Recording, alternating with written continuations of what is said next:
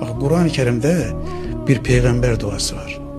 Allah Resulü'nün, son peygamberin, alemlere rahmet olarak gönderilmiş Hazreti Muhammed'in bir duası var. Allah'tan sizce Hazreti Muhammed ne istiyor?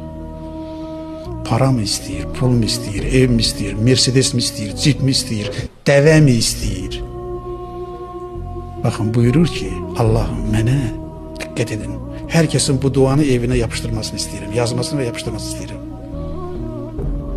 Buyurur ki Allah'ım mənə doğru düşünmeyi öğret. Sevinç Hanım, insaf ve adaletle bütün problemlerimizin sebebi doğru düşünmemekle bağlı değil. Doğaya bakar mısınız? Değiller Kur'an cehalet kitabı. Ya vay vay vay vay vay. Sen dinini öğrendin mi ya?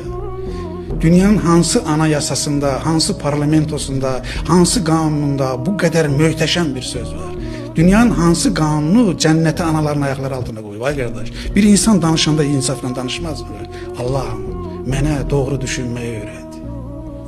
Bakın, indi ne olacak Sevinç Hanım? Ağlın ifratı var, ağlı şərə xidmət etmek. Ağlın təfriti var, ağıldan hiç istifade eləməmək. Din ona göre gelip ki ağlın ortasını, tarazlığını, bak Arap dilinde bir şeyin ortası ondan güzel yeridir. Bakın, hiç yememek yanlıştır. Çok yemek de yanlıştır. İhtiyacın kadar yemek doğrudur. Hiç yatmamak yanlıştır. Çok yatmak da yanlıştır. Ortası güzeldir. Bakın, peki bu ağlın ortası nedir? Ağlın ortası hikmettir.